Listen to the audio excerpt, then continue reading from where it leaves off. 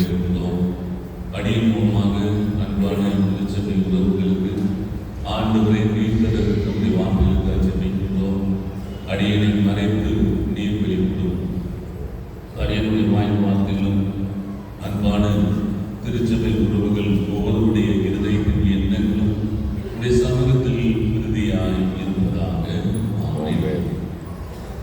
கிறிஸ்துவுக்குள் அன்பான தேவனுடைய பிள்ளைகளே, ஆண்டவராகிய இயேசு கிறிஸ்துவின் இன்ப இனிய நல்லாமலே உங்கள் ஒவ்வொருவரையும் அன்போடு நான் வாழ்த்துகிறேன், வரவேற்கிறேன். நல்ல நாளில் யாருமாக இணைந்து நம் ஆண்டவரை நோக்கி பார்க்க ஆண்டவர் கிருபை தந்திருக்கிறார்.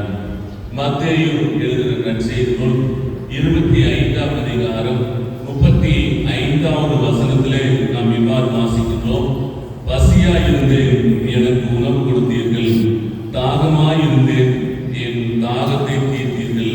எல்லாம் மேலாக அந்நியனாயிருந்தீர்கள், என்னை சேர்த்துக் கொண்டீர்கள் என்று சொல்லி நம் ஆண்டவர் சொல்கிறார். எனவே இந்த நாள் ஒரு சந்தோஷத்தின் நாளாக இருக்கிறது. 1973ஆம் ஆண்டு இந்த திருச்சபையானது தன்னுடைய பயணத்தை தொடங்கி இன்றோடு 53வது ஆண்டை நினைவு கூறுகின்ற ஒரு பாக்கியத்தை ஆண்டவர் என்ன செய்திருக்கிறார், நமக்கு தந்திருக்கிறார்.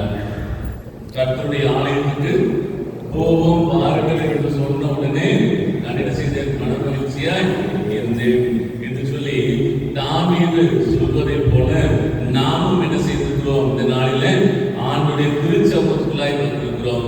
எல்லாவற்றுக்கும் மேலாக இன்றைய ஆராதனை குறித்து நினைக்கின்ற பொழுது ஒரு காரியம் தான் நினைவு வருகிறது. ஆண்டுடைய மலை பிரசங்கம் நினைவு வருகிறது. ஆண்டுடைய மலை பிரசங்கம். அந்த பிரசங்கம் முடிஞ்சோடனே என்ன நடந்துச்சுங்க, அங்க என்ன இருந்தது, பந்தி இருந்தது. அது எப்படிப்பட்ட பந்தியா இருந்தது, எல்லாரும் வரிசையாக அமர்ந்து ஆண்டுடைய கரங்களினாலே பெற்ற அந்த சிறந்த ஒரு உணவை பகிர்ந்து கொண்டது மாத்திரம் இல்லாமல் பரிபூர்ணத்தையும் பெற்று செல்கின்ற ஒரு நிகழ்வாக இருந்தது. என்று சொல்லி பார்ப்பது இந்த பண்டிகை ஆண்டுடைய அன்பை மையமாக வைத்து, அது மாத்திரம் இல்லாமல் இரட்சகர் கற்றுக் கொடுத்த மரணாத கற்றுக் கொடுத்த பாதையாகிய கிறிஸ்தவ மார்க்கத்தினுடைய மிக மிக முக்கியமான மார்க்கமாக இருக்கின்ற அன்பை மாத்திரம் மையமாக வைத்து, அன்பையும் ஐக்கியத்தையும் மையமாக வைத்து அனுசரிக்கின்ற ஒரு சிறப்பான பண்டிகையாக இருக்கிறது. அன்பு தேவனுடைய பிள்ளைகளே, அநேக மக்கள் வெளியே நின்று கொண்டிருக்கிறார்கள் ஆண்கள் பகுதியில். ஆனால் இங்கே அநேக இடங்கள் காலியாக இருக்கிறது. வெளியே அநேக ஆண்கள் நின்று கொண்டிருக்கிறீர்கள். ஆனால் உள்ளே இடம் இருக்கிறது. வாருங்கள், கர்த்தரால் ஆசீர்வதிக்கப்பட்டவர்களே உள்ளே பாருங்கள். யாரெல்லாம் ஆண்டவரால் ஆசீர்வதிக்கப்பட்டவர்களோ அவரெல்லாம் வெளியே நிற்க வேண்டாம். உங்களுக்கான இடம் உள்ளே இருக்கிறது. அநேக இடங்கள் காலியாக இருக்கிறது. ஒரு பெஞ்சில் ஒருத்தர் உட்கார்ந்துக்கிறார், பிதா குமாரன் பரிசுத்த ஆவியானவர் அமர்ந்திருக்கிறார். மற்ற இடங்களில் பரவாயில்லை, அது மகிழ்ச்சியை கொடுக்கக்கூடியதாக இருக்கிறது. அநேக மக்கள் வெளியே இருக்கிறார்கள். தயவு செய்து உள்ளே வரும்படியாக அன்பாய் அழைக்கின்றோம். அன்பு தேவனுடைய பிள்ளைகளே, இந்த நாள் மகிழ்ச்சியின் நாள் மாத்திரம் அல்லாமல் இன்னொரு காரியத்தை அனுசரிக்கின்ற ஒரு நினைவு கூறுகின்ற நாளாக அசன பண்டிகை நாம் அனுசரிக்கிறோம். அசனம் என்றாலே அன்புதான். அசனம் என்றாலே அன்புதான். அசனம் என்றாலே ஐக்கியம் தான். நான் கடந்த நாட்களிலே கடாட்சிபுரம் ஆலயத்துக்கு சென்றிருந்தோம். அங்கே அசன பண்டிகைக்காக சென்றிருந்தோம். சென்றிருக்கும் பொழுது நான் பார்த்த ஒரு நிகழ்வு என்னை நிகழச் செய்தது. அங்கே பார்க்கும்போது வந்தவர்கள் நல்ல வசதி படைத்தவர்கள், நல்ல நிலையில இருந்தார்கள். அவர்கள் செய்த காரியம், ஒரு இடத்துல பார்க்கும் பொழுது அங்கே பெஞ்ச் எல்லாம் போட்டு அங்கே சாப்பாடு கொடுத்துருந்தார்கள். இன்னொரு இடத்துல தரையில பார்த்தால் மண் தரை அங்கே நடந்து சென்று கொண்டிருக்கிறார்கள். அந்த தரையிலே வரிசையாக அமர்ந்து அந்த பந்தியை சாப்பிட்டு கொண்டிருந்தார்கள். நான் கூட ஃபர்ஸ்ட் ரோட்லிருந்து பார்க்க இருந்துச்சு, ஒருவேளை எளியவர்களாக இருப்பார்கள், வறியவர்களாக இருப்பார்கள். அதனால என்ன கீழே உட்கார்ந்து சாப்பிட்றாங்க பார்க்கும்போது நான் அருகில் சென்று பார்க்கிறேன். அத்தனை பேரும் நல்ல நிலையிலே இருக்கிற பிள்ளைகள். உடனே நான் கேட்டேன், என்னையா இதெல்லாம் உட்கார்ந்து சாப்பிடுவாங்களான்னு சொல்லி கேட்கும்போது அது சொன்னாரு, ஐயா ஆண்டவருடைய பார்வையிலே நாங்கள் எல்லாரும் சமமானவர்கள். நாங்கள் எல்லாரும் சமமானவர்கள். அங்கே உயர்ந்தவன் தாழ்ந்தவன் என்று இல்லை, ஏழை பணக்காரன் என்று இல்லை, நாங்கள் எல்லாரும் ஆண்டவருடைய பிள்ளைகள் என்று சொல்லி சொன்னார். அன்பு தேவனுடைய பிள்ளைகளே, அதை நினைவு கூர்ந்த சிறப்பான பண்டிகை தான் இந்த ஆசன பண்டிகை. ஒரு காலத்திலே வறுமை உச்சத்திலே இருந்த நமக்கு திருச்சபை அங்கே உணவளித்தது. எந்த நிலையில் இருந்தாலும் வந்த நிலையை மறக்கக்கூடாது என்று சொல்லுவார்கள். எந்த நிலையில் இருந்தாலும் வந்த நிலையை மறக்கக்கூடாது என்று சொல்லுவார்கள். அப்ப பார்ப்பது நாங்கள் ஒரு காலத்துல ஏழ்மையில் இருந்தோம், ஒரு காலத்துல நாங்கள் வறுமையில் இருந்தோம், ஒரு காலத்துல நாங்கள் ஒன்றுமில்லாமல் வெறுமையாய் இருந்தோம்.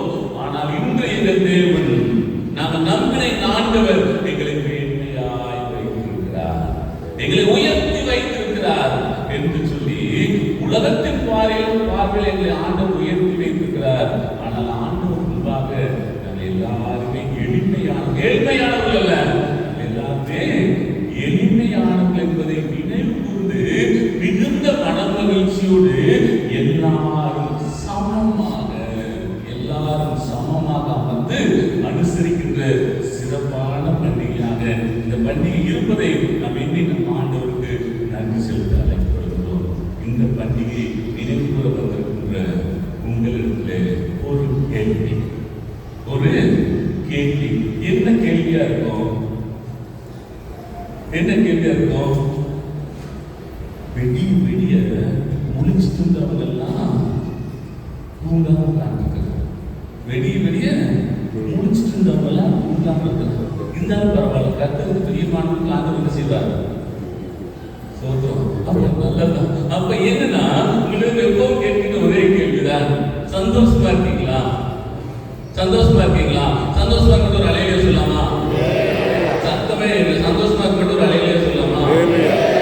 நம்ம ஆண்டவர் நல்ல ஆண்டவர். எனவே சந்தோஷமா இருக்கிறோம் என்று வாயில் சொல்வதை காட்டிலும் உள்ளத்திலிருந்து பாடி ஆண்டவரை மகிமைப்படுத்தலாமா? இந்த நாள் ஒரு மகிழ்ச்சியின் நாள். தம்பி சந்தோஷமா இருங்க, எப்போதும் சந்தோஷமாயிருங்கள். ஆண்டவர் இதைத்தான் எதிர்பார்க்கிறார். கர்த்தருக்குள் எப்பொழுதும் சந்தோஷமாயிருங்கள் என்று மறுபடியும் உங்களுக்கு உயர்வானாலும் தாழ்வானாலும் சர்வ வல்லமையுள்ள ஆண்டவர் நம்மோடு. நம்ம யாரும் எழுதிருக்கு கரங்களை தட்டி உற்சாகமாக நாம் பாடி ஆண்டவரே நான் சந்தோஷமா இருக்கிறேன், நான் மகிழ்ச்சியா இருக்கிறேன் என்பதை நாம் என்ன செய்யணும்? ஆண்டவருக்காக அறிக்கை பண்ணலாமா? முடிந்தவர்கள் எழுந்திருந்து கொள்ளலாம்.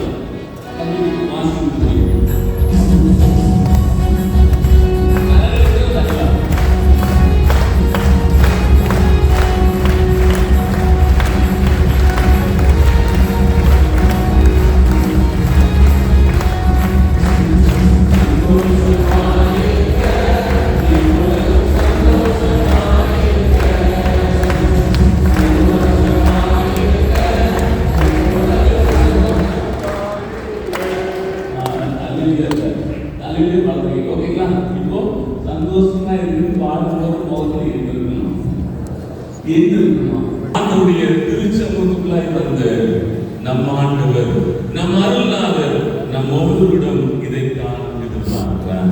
இந்த அன்பான பண்டிகை, ஐக்கிய பண்டிகை, இந்த அன்பான அசன பண்டிகையை நாம் அனுசரிக்கின்றோம். 1 கொரிந்தியர் 13ஆம் அதிகாரம் 3வது வசனத்தை வாசிங்க.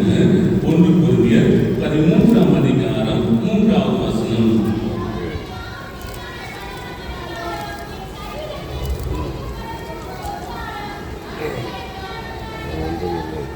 எனக்கு உண்டான யாவற்றையும் நான் அன்னதானம் பண்ணினாலும், என் சரீரத்தை சுத்தரிக்கப்படுவது கொடுத்தாலும், அன்பு எனக்கு இராவிட்டால் எனக்கு பிரயோஜனம் ஒன்றுமில்லை. அன்பு தேவனுடைய பிள்ளைகளை, நம் ஆண்டவர் நம்மிடம் எதிர்பார்க்கின்ற ஒரு காரியம் இதைத்தான். நீங்கள் எதை கொடுத்தாலும், நீங்கள் எப்படி வாழ்ந்தாலும், உங்களுக்குள்ளாக அன்பு இல்லை என்றால், உங்களுக்குள்ளாக பண்பு இல்லை என்றால், உங்களுக்குள்ளாக சகோதரத்துவம் இல்லை என்றால், வசனம் சொல்லி கடைசி முடிக்கிறது, எனக்கு இராவிட்டால் நான் ஒன்றும் இல்லை, நான் வெறுமையானவன், ஒன்றுமில்லாதவன் என்று சொல்லி அங்கே பவுல் சொல்வதை போல நாம் சொல்ல அழைக்கப்படுகின்றோம். அன்பு தேவனுடைய பிள்ளைகளை, நாம் செய்கிற தர்ம காரியங்கள், நாம் கொடுக்கின்ற காணிக்கைகள் எல்லாவற்றையும் பார்க்கும் பொழுது அது அன்பின் நிறைவு பெற்றிருக்க வேண்டும். நாம் கொடுப்பது பாக்கெட்டிலிருந்து கொடுப்பதல்ல, கரங்களிலிருந்து கொடுப்பதல்ல, நாம் உள்ளத்திலிருந்து கொடுப்பது. உள்ளத்திலிருந்து கொடுக்கின்ற பொழுது நாம் என்ன எண்ணத்தோடு கொடுக்கிறோம் என்பதையும் நாம் என்ன செய்ய வேண்டும்? இந்த வேளையிலே சிந்தித்து பார்க்க அழைக்கப்படுகின்றோம். ஏனென்றால் நாம் ஒவ்வொருவரும் மனித சாயலால் உண்டாக்கப்படவில்லை, நாம் ஒவ்வொருவரும் தேவ சாயலால் உண்டாக்கப்பட்டவர்கள். அப்போ கடவுளுடைய அன்பு நமக்குள்ளாக இருக்க வேண்டும். யோசிச்சு பாருங்க, தன்னையே ஒரு வழியாக கொடுக்கின்ற அளவுக்கு நம் மீது அன்பு வைத்த ஆண்டவருடைய சாயலை தரித்திருக்கின்ற நாம் எந்த அளவுக்கு மற்றவர்கள் மீது அன்பு செலுத்துகிறவர்களாக இருக்கிறோம் என்பதை சிந்தித்து பார்க்க அழைக்கப்படுகிறோம். அன்பு என்பதற்கு எல்லையே கிடையாது. அன்பு என்பதற்கு எல்லையே கிடையாது. அந்த அளவுக்கு ஆண்டவர் என்ன செய்கிறார்? நம் மீது அன்பு செலுத்துகிறார். ஒவ்வொரு முறை சிலுவையை பார்க்கின்ற பொழுதெல்லாம் எனக்கு ஒரு எண்ணம் தோன்றும். ஒவ்வொரு முறை நான் சிலுவையை பார்க்கின்ற பொழுதெல்லாம் ஒரு எண்ணம் தோன்றும். என்னவென்று சொல்லி பார்க்கும் பொழுது, மேலிருந்து கீழாக பரலோகத்திலே ராஜாதி ராஜாவாய் அரசாள வேண்டிய ஆண்டவர் அங்கே ஏழை மனு உருவெடுத்து பக்தர் பாடுகிறார். ஏழை மனு உருவை எடுத்த இயேசுராஜனும் அண்டை நிற்கிறார். ஏற்றுக்கொள் அவரை தள்ளாதே, ஏற்றுக்கொள் அவரை தள்ளாதே. ஏழை மனு உருவை எடுத்து எல்லாரும் என்னை வந்து பார்க்க வேண்டும், எல்லாரும் என்னை தரிசிக்க வேண்டும் சொல்லி எனக்காக இறங்கி வந்தாரே அருள்நாதர். எனக்காக இறங்கி வந்தாரே அருள்நாதர். வந்த ஆண்டவர் செய்த காரியம், தன்னுடைய இரு கரங்களையும் விரித்தவராக, இரு கரங்களையும் விரித்தவராக. என் அன்பு பிள்ளைகளே, என்னுடைய கரங்களில் நான் உருவாக்கப்பட்ட பிள்ளைகளே, நீங்கள் எல்லாரும் என்னிடத்திலே வாருங்கள், நீங்கள் எல்லாரும் என்னிடத்திலே வாருங்கள். நான் உங்களுக்கு மன நிறைவை தருகிறேன், நான் உனக்கு பேரின்பத்தை தருகிறேன், மன மகிழ்ச்சியை தருகிறேன் என்று சொல்லி எல்லா தெய்வங்களும் பலி கேட்கின்ற தெய்வம் நம்முடைய தெய்வம் மாத்திரம்தான். தன்னையே பலியாக கொடுத்து நம்மை மீட்டெடுத்தாரே, நமக்கு எல்லாவற்றையும் கொடுத்தாரே. யோசிச்சு பாருங்க, ஒரு சின்ன முள்ளு கொடுத்தனாலே அத்தனை வழி வலிக்குது, அத்தனை வழி வலிக்குது. அந்த வாழ்நாள் ஓங்கி அடிக்கின்ற பொழுது சதையை பீர்த்து வெளியே வந்தது. எத்தனை பாடலை நமக்காக கொண்டிருக்கிறார். அந்த ஆண்டவர் நம் மீது எந்த அளவுக்கு அன்பு வைத்திருக்கிறார், நம் மீது எந்த அளவுக்கு அன்பு வைத்திருக்கிறார். அந்த அன்பு நிறைந்த ஆண்டவரை, நமக்காக தன்னுடைய உயிரையே கொடுத்த ஆண்டவர் மீது அன்பு செலுத்துகின்ற நாம் எந்த உண்மையாய் ஆண்டவரை நோக்கி பார்க்கிறோம் என்பதை செய்ய வேண்டும். இந்த வேளையில சிந்தித்து பார்க்க அழைக்கப்படுகின்றோம். அன்பில்லாமல் கொடுக்க முடியும், அன்பில்லாமல் கொடுக்க முடியும், ஆனால் கொடுக்காமல் அன்பை காட்ட முடியாது. அன்பில்லாமல் என்ன வேணா கொடுக்கலாம். அன்பில்லாமல் ஒரு திடீர் ரோட்ல ஒரு ஆசிரியர் கேட்கிறார்கள், உடனே நாம் என்ன பண்றோம்? அன்பில் அன்பு கருத்தையே நம்ம கொடுக்குறோம், ஏதோ கேட்டுதான் கொடுக்குறோம். ஆனால் அதே வேளையில் கொடுக்காமல் என்ன செய்ய முடியாது? அன்பு காட்ட முடியாது. அன்பை ருசித்தவர்களுக்கு தான் நம்முடைய அருமை தெரியும். நம்முடைய அன்பை ருசித்தவர்களுக்கு தான் நம்முடைய அருமை தெரியும். அதுதான் நான் சொல்கிறார், கர்த்தர் நல்லவர் என்பதை ருசித்துப்பார். கர்த்தர் நல்லவர் என்பதை ருசித்துப்பார்கள். அவர் மேல் நம்பிக்கையாக இருக்கிற மனுஷன் பாக்கியம். அந்த நல்லவரை நாம் ஆண்டவராக கொண்டு நாம் கொண்டிருக்கின்றோமே, நாம் எந்த அளவுக்கு அன்பு செலுத்துகிறவர்களாக இருக்கிறோம், மற்றவர்கள் மீது மற்றவர்களை நாம் எந்த நேசிக்கிறவர்களாக இருக்கின்றோம் என்பதையும் நாம் சிந்தித்து பார்க்க அழைக்கப்படுகின்றோம். ஒரு கேள்வி, ஐயா, நான் யாரு கூட சண்டை இல்லையா? நான் யாரு கூடயும் சண்டை இல்லையா? அதுக்கு முன்னாடி ஒரு கேள்வி, நம்மளே யாரோட பிள்ளைகள்? நம்மளே யாரோட பிள்ளைகள்? நான் ஆண்டோட பிள்ளைகள் சொல்ல மட்டும் வழியில சொல்லல. நம்மளே யாரோட பிள்ளைகள்? ஆணோட பிள்ளைகள். சந்தேகமே இல்லை, அம்மா இல்லையா? நம்ம எல்லாருமே ஆணுடைய பிள்ளைகள். மறுபடியும் ஆணுடைய பிள்ளைகள் சொல்ல மட்டும் வழியில சொல்லல. வாசிங்கள் 1 யோவான் 4ஆம் அதிகாரம் 20வது வசனத்தை வாசிங்க. 1 யோவான் 4ஆம் அதிகாரம் 20வது வசனம். போதும். இப்ப நீங்க எல்லாம் யார் மேல அன்பா இருக்கீங்க? நீங்கள் 4 தேவனுக்கு அன்பு கூறுங்கள் என்று ஒருவன் சொல்லி. இப்ப நாம எல்லாரும் என்ன பண்ணிட்டோம்? ஆண்டவரை நேசிக்கணும்னு சொல்லிட்டோம். ஓகேங்களா? இப்ப அடுத்த கேள்வி, 2வது கேள்வி. ஐயா, நான் யார் கூட சண்டை இல்லையா? யார் கூட சண்டையில் ஒரு அலையில சொல்லுங்க. அடுத்த வார்த்தை வாசிங்க. இப்போ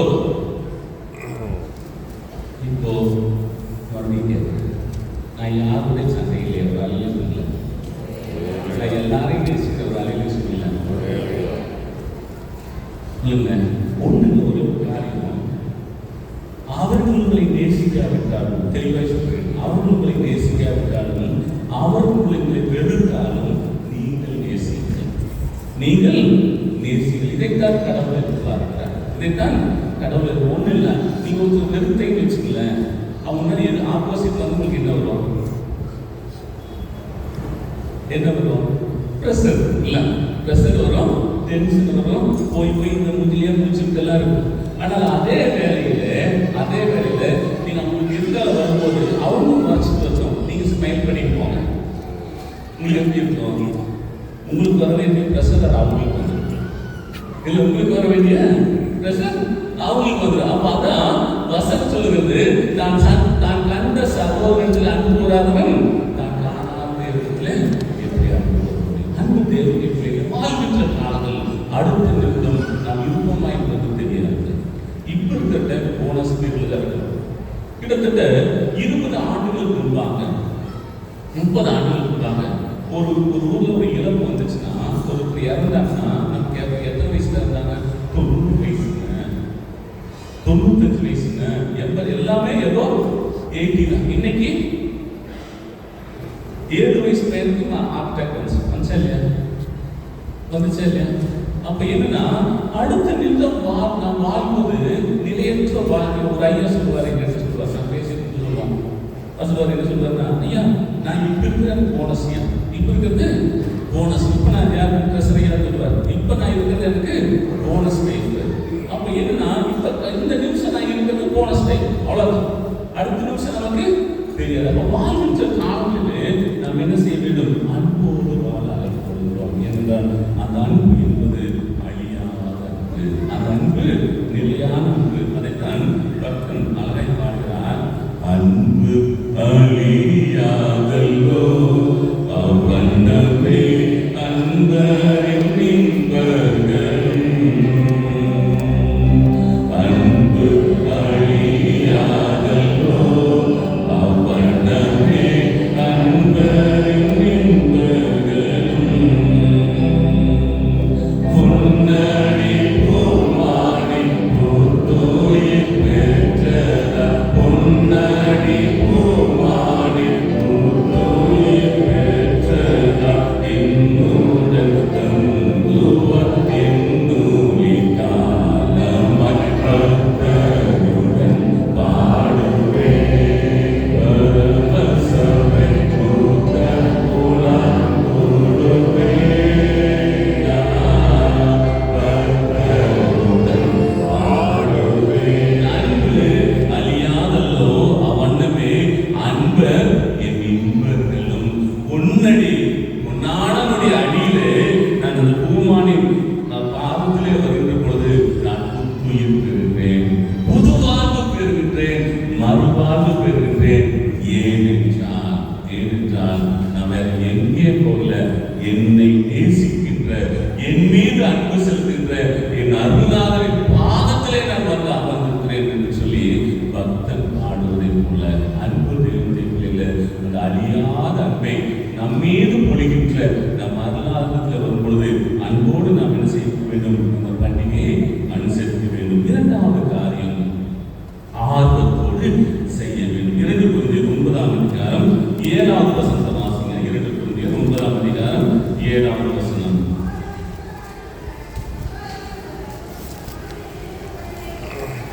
அவனவன் விசனமாயும் அல்ல, கட்டாயமாயும் அல்ல, தன் மனதில் நியமித்தபடியே போயிருக்கிறவன் உற்சாகமாய் கொடுக்கிறவனிடத்தில் தேவன் பிரியமாயிருக்கிறார். உற்சாகமாய் கொடுப்பது என்றால் எதை கொடுப்பது? சிகப்பு வண்டி நம்ம வீட்டுக்கு முன்னாடி வந்து நின்னா, சிகப்பு வண்டி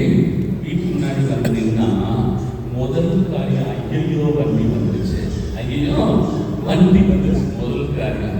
ரெண்டாவது பவுலையா வண்டி விட்டு இறங்கணும்னு எத்தனை பேர் மனசுல நினைப்போம். கொலக்கட்டுக்காக வந்துட்டான், கொலக்கட்டான வந்துட்டான்னு எத்தனை பேர் பேசுறோம்ல, மனசுல நினைக்கிறோம்ல. ஒரு அம்மா சொல்லியே போட்டான், உங்களாட்டா வழிபடி வந்ததே முடியாது. உங்களாட்டா அது சவப்பு வண்டியை பவுலையா பார்த்துட்டான். சபை மக்கள் பாதிக்கிறதுக்கு என்ன ஆயிடுது, அப்படியே அந்த குளிர்கா மார்கழி பணியை கூட குபுகுன்னு வேக ஆரம்பிச்சு. அங்கு ஒரு வேலையை யோசித்து பாருங்கள். ஆண்டவர் நீங்கள் கொடுக்கின்ற காணிக்கையை பார்ப்பது இல்லையா? ஆண்டவர் எதிர்பார்க்கிற ஒரு காரியம், அவனவன் விசனமாயும் அல்ல கட்டாயமாயும் அல்ல, தன் மனதில் என்ன நியமிக்கிறோம், என் ஆண்டவருக்காக என்னை கொடுக்கின்றேன், என் ஆண்டவருக்காக என்னை கொடுக்கின்றேன், என்னையே நான் என்னை கொடுக்கின்றேன் அல்ல, என்னையே நான் கொடுக்கின்றேன் என்று சொல்லி நாம் என்ன செய்ய வேண்டும்? ஆர்வத்தோடு கொடுப்பதற்கு அழைக்கப்படுகின்றோம். அது மாத்திரமல்லாமல் அசன காரியங்களை ஈடுபடுவது விசனத்தோடு செயல்படக்கூடாது. ஒரு சில வீடுகள் போகும்போது அவங்க வந்து சொல்லுவாங்க, அண்ணன் அடுத்த வாரம் தரேன், சந்தோஷம். ஒரு சிலர் உங்களுக்கு வேற வேலையே இல்லையா, உங்களுக்கு வேற வேலையே இல்லையான்னு சொல்லுவாங்க.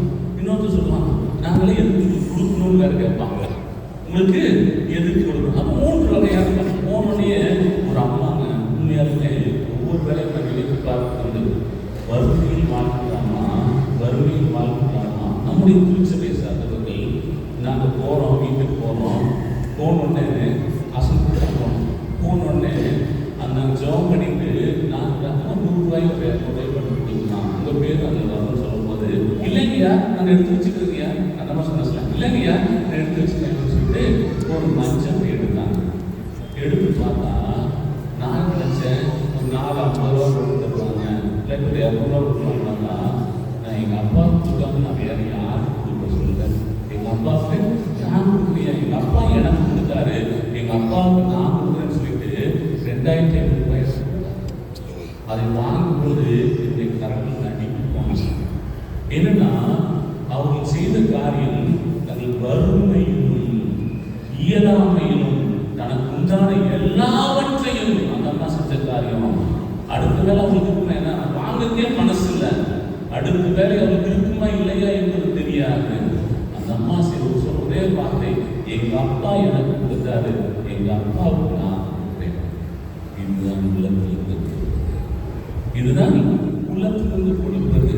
ஆனால் பல வேலைகளில் இதையே நம்ம குறை சொல்லி கொடுத்தாங்க, இதையே நாம் குறை சொல்லி கொண்டுதான் இருக்கிறோம். அன்பு தேவனுடைய பிள்ளைகளே, ஆண்டவர் எதிர்பார்க்கின்ற காரியம் தேவன் நம்முடைய வாழ்க்கையில அதில் சொல்லி முடியாத ஈவுகளை. ஒரு காலத்துல ஒன்றும் இல்லாம இருந்தேன், என்ன நினைச்சுங்க, கிழிச்ச டவுசருங்க, போஸ்ட் ஆபீஸ் சொல்லுவாங்க, பெல்ட் இருக்காது, அருணாக்கையில் எடுத்து போட்டு போவோம். நான் ஒவ்வொரு வாரம் சேவை பண்ணுவேன், வெள்ளிக்கிழமை மீட்டிங் பீரியடு. எங்க மாஸ்டர் சொல்லுவாரு, பனி போட்டு இன் பண்ணிட்டு வரணும், இன் பண்ண என்ன ஆயிரும், கிழிஞ்ச டவுசர் வெளியே தெரிஞ்சிடும். அப்போ சேவை ஆண்டது இன்னைக்கு அந்த வீட்டில் மாஸ்டர் வரக்கூடாது, அந்த கில் மாஸ்டர் இன்னைக்கு நான் கணக்கு மாஸ்டர் வரக்கூடாதுன்னு சேவை பண்ணுவோம், கில் மாஸ்டர் வரக்கூடாது இன்னைக்கா சேவை பண்ணிக்கிறோமா. நான் சொல்லிட்டு இருக்கிறேன், எழுந்தால் ஒரு காலத்திலே வறுமையின் உச்சத்திலே இயலாமையிலே ஒன்றும் இல்லாமல் இருந்த என்னையே உயர்த்தின ஆண்டவர். அன்னைக்கு கிழிஞ்ச டவுசர் போஸ்ட் ஆபீஸ்ல சொல்றது, கிழிஞ்ச டவுசர் போஸ்ட் ஆபீஸ். இன்னைக்கு 10 பேர் 100 பேர் கூட உடையெடுத்து கொடுக்கிற அளவுக்கு என் ஆண்டவர் உயர்த்தி வைத்திருக்கிறார். அப்ப என்னை உயர்த்தின ஆண்டவர், என்னை உயர்த்தின ஆண்டவர் நிச்சயமாக உங்களையும் உயர்த்தி இருக்கிறார். அப்ப தேவன் அருளிய ஈவுகள், தேவன் அருளிய ஈவுகள், சொல்லி முடியாத ஈவுகள். ஒரே ஒரு யோசிச்சு பாருங்க, கொரோனா பீரியட் எல்லா கடைகளும் சாப்பிடப்பட்டது, எல்லா நிறுவனங்களும் சாப்பிடப்பட்டது. இன்னைக்காச்சும் ஒரு நாள் கம்மியா இருக்குமா? எனக்கு ஒரு நாள் யோசிச்சு பாருங்க, ஒரு கடை இல்லைங்க, ஒரு கடை இல்ல, எல்லாம் ஒரு வேலை இல்லை. ஒரு நாள் 2 நாள் 3 4 மாசம் லாக்டவுன் போட்டாங்க. என்னைக்காச்சும் ஒரு நாள் கம்மியா இருக்குமா?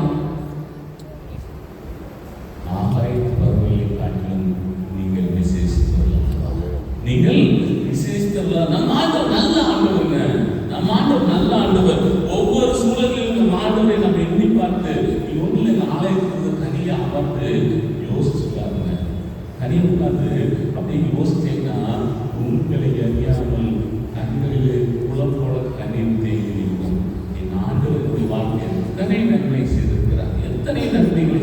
விட்டார். இன்னைக்கு ஆண்டவர் முன்பாக ஒண்ணுமே இல்லாமல் இருந்த என்னை இந்த அளவு உயர்த்தி வைத்திருக்கிறாரே என்று சொல்லி பார்க்கும்போது நம்ம எத்தனை நன்றி சொன்னாலும் இருக்க முடியாது, ஈடு இணையே கிடையாது. அந்த அளவுக்கு நாம் என்ன செய்ய வேண்டும்? ஆண்டவருக்கு என்று செய்ய பாடுகிறார். நன்றி சொல்லாமல் இருக்கவே முடியாது, பல நன்மை செய்த இயேசுவுக்கே நன்றி நன்றி நன்றி என்று சொல்லி நான் துதிப்பேன், நாள்தோறும் போற்றுவேன், நாள்தோறும் போற்றுவேன். எத்தனையோ நன்மைகள் என் வாழ்வில் செய்தாய், ஏராளமாய் நன்றி சொல்வேன். எத்தனையோ நன்மைகள் என் வாழ்வில் செய்தாய், ஏராளமாய் நன்றி சொல்வேன். அத்தனையும் நினைந்து நான் துதிப்பேன், ஆண்டவரை போற்றுவேன், ஆண்டவரை போற்றுவேன். நன்றி சொல்லாமல் இருக்கவே முடியாது, பல நன்மை செய்த இயேசுவுக்கே நன்றி நன்றி நன்றி என்று சொல்லி நான் துதிப்பேன், நாள்தோறும் போற்றுவேன், நாள்தோறும் போற்றுவேன். எத்தனையோ நன்மைகள், எத்தனையோ நன்மைகள் என் வாழ்க்கையில் ஆண்டவர் நம் வாழ்க்கையில் ஆண்டவர் சேர்க்கிறார். எனவே இந்த நல்ல நாளிலே ஆண்டவருக்கு என்று படைக்க வந்திருக்கிறோம். நாம் என்ன செய்ய வேண்டும்? உண்மையை படைக்க அழைக்கப்படுகின்றோம். முதல் காரியம் அன்பினால் செய்தோம். இரண்டாவது காரியம் ஆர்வத்தோடு செய்வோம். மூன்றாவது காரியம் நம் ஆண்டவருக்காக செய்வோம். நம் ஆண்டவருக்காக செய்வோம். அப்பதான் ஆண்டவர் சொல்வார். அந்த 25ஆம் அதிகாரம் 35ஆம் வசனம் வாசிங்க.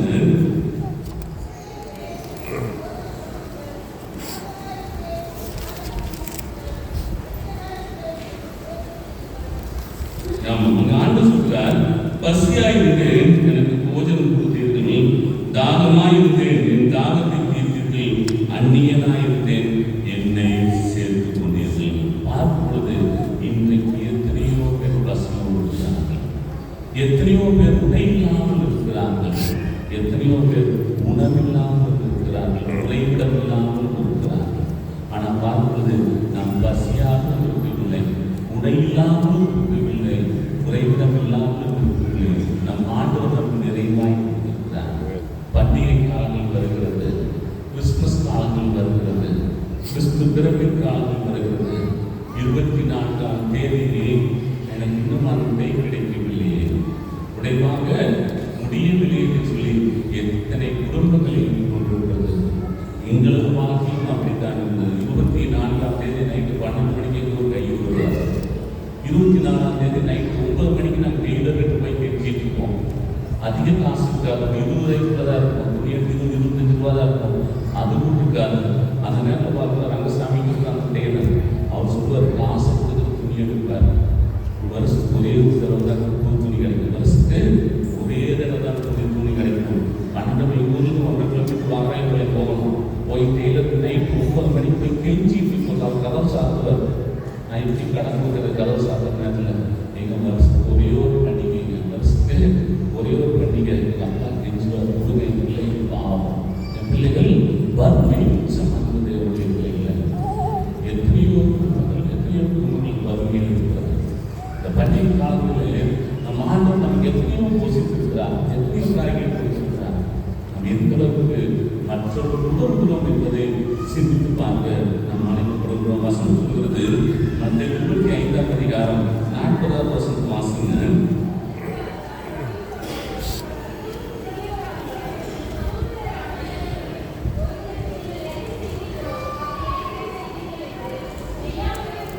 நாம் 25:40 வாசிக்கிறோம்.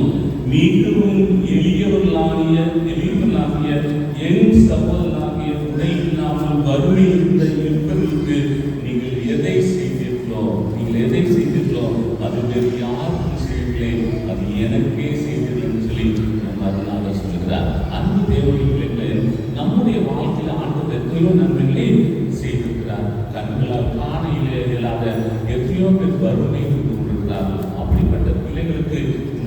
நாடுகளில் நாம் உதவி செய்கின்ற பொழுது அது அந்த பிள்ளைகள் செய்யவில்லை, ஏழ்மையில் இருந்த பிள்ளைகள் செய்யவில்லை, வறுமையில் இருந்தவர்கள் செய்யவில்லை, ஆண்டவருக்கு செய்கிறீர்கள்.